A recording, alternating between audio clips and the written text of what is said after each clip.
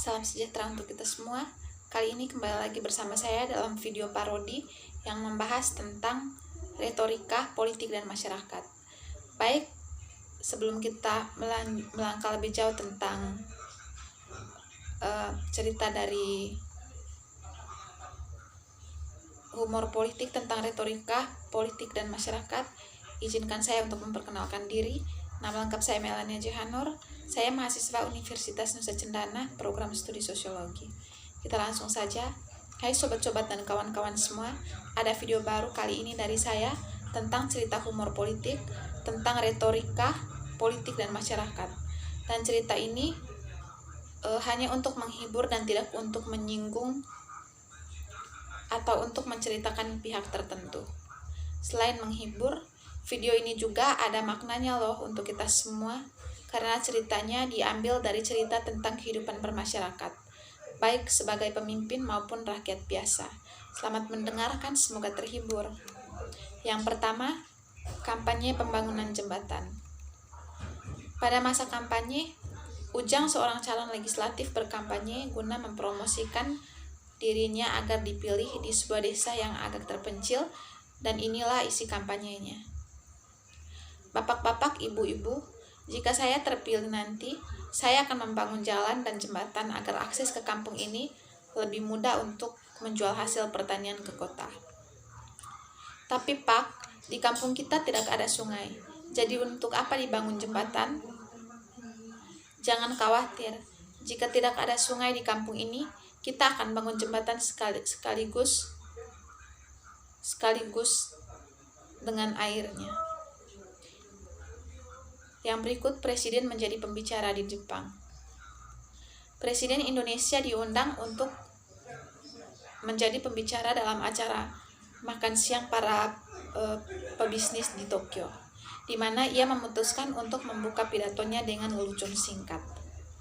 Dia mengatakan lelucon itu dalam bahasa Indonesia, lalu menunggu penerjemah untuk menerjemahkan dalam versi Jepang. Meskipun cerita itu tidak pendek, Presiden terkejut oleh betapa cepat penafsir mampu menceritakan kembali lelucon itu.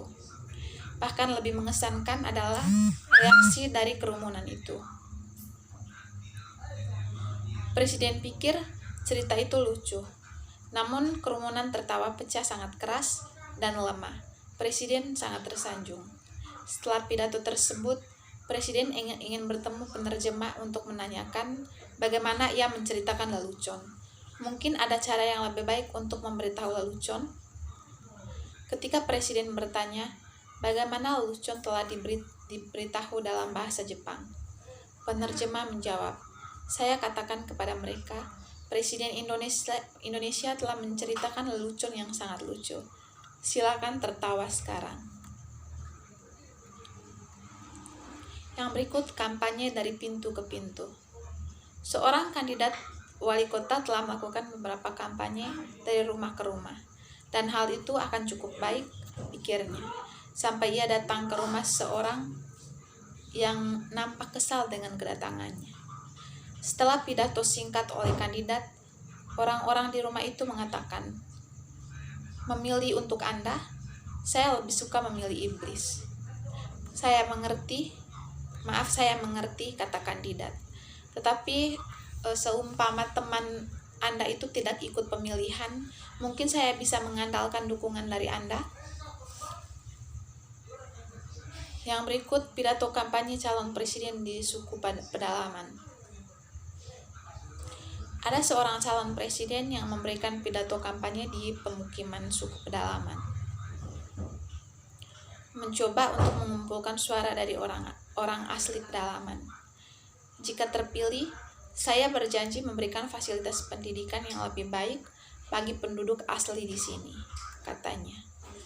Kerumunan berjalan liar, berteriak, oh ya, calon presiden itu tidak tahu apa arti kata itu. Tapi dia mendapati bahwa massa terlihat bersemangat. Sehingga ia melanjutkan, saya berjanji untuk mengusulkan undangan-undangan yang memungkinkan sebuah pabrik dan lapangan kerja yang akan dibangun di lokasi ini, katanya. Kerumunan mendapatkan bahkan semakin menggila dan terus berteriak "Hoya!" berulang-ulang.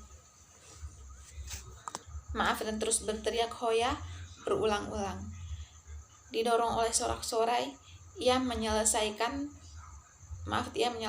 pidatonya.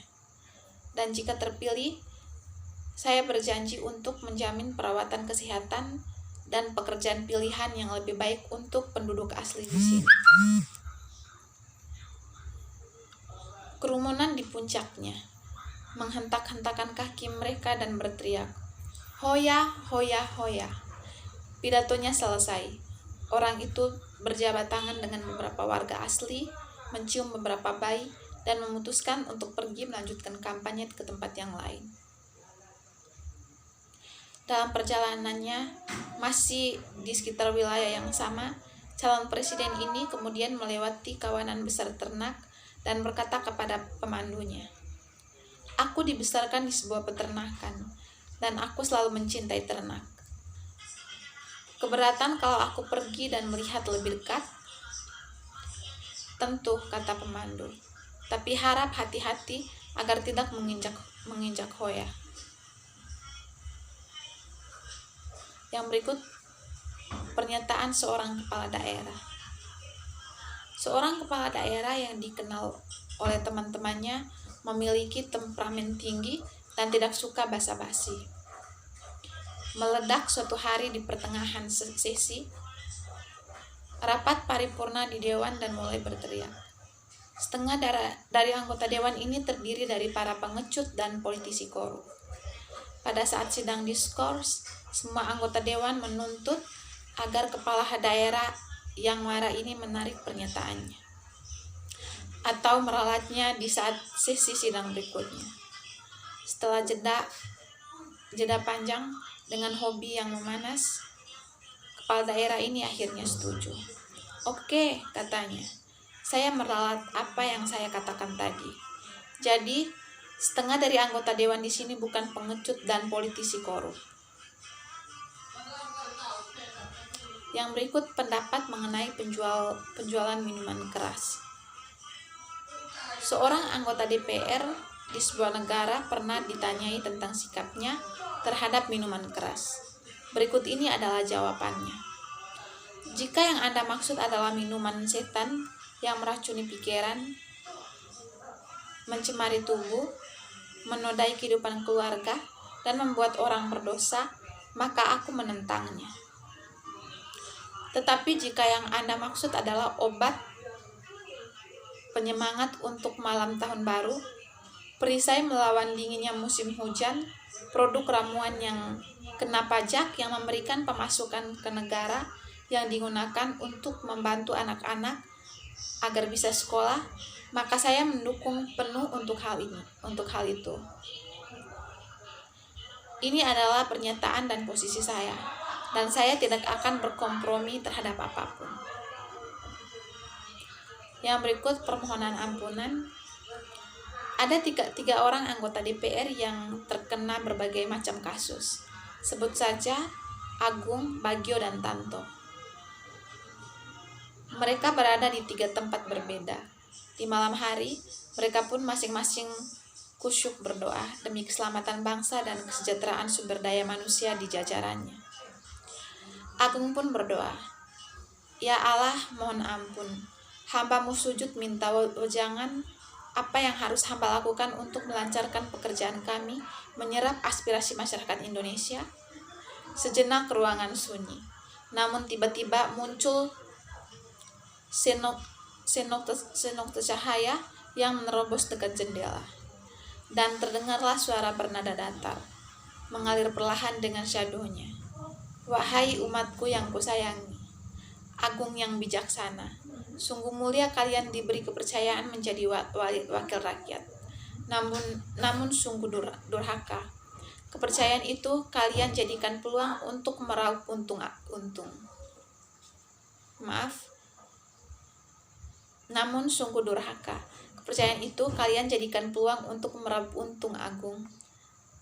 Jangan mengaku wakil rakyat bila ruang sidang tidak bersih dari pikiran maksiat dan ambisi material. Agung pun menangis dan sujud mohon ampun. Sementara di tempat lain, di sebuah ruangan yang temaram, tampak sesosok umat sedang menyembah dan bersujud berharap mujizat. Bagio pun berserah.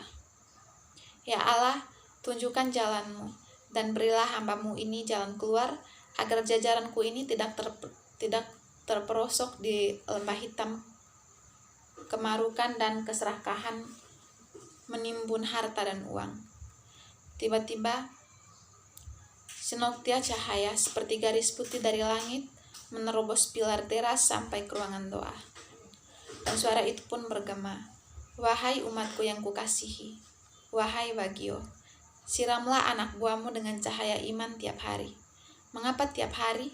Karena yakinlah, dosa sogok di jajaran kamu sudah mengakar seperti pohon beringin tua di seberang jalan itu. Tertegunlah Bagio. Dia loyo dan ia pun menangis terseduh-seduh memohon ampunan. Di malam itu juga, ketika cakrawala hitam kelam, di atas sana cahaya rembulan menembus dinding cemara di halaman rumah itu. Tanto itu pun berserah mengulurkan tangan memohon ridho Allah. Tanto pun berbincang segenap hati. Ya Allah, tolong umatmu yang berdosa ini, yang sudah meraup banyak uang yang bukan dari hakku. Berilah jalan terang untuk keharmonisan di jajaranku. Berikan jalan kepada hambamu ini. Belum selesai kata terakhir terucap, ruangan itu pun terang benderang dan menyilaukan sekali. Lalu terdengarlah suara yang keras. Tanto menyerahlah. Tanto pun terperangah dan terkejut bahwa tanpa disadarinya, serombongan polisi telah mengepungnya. Mungkin sekian saja cerita singkat dari saya tentang humor politik yang menceritakan tentang retorika politik, tentang retorika politik dan masyarakat. Mohon maaf jika ada kata-kata yang kurang berkenan di hati kita semua. Sekian dan terima kasih.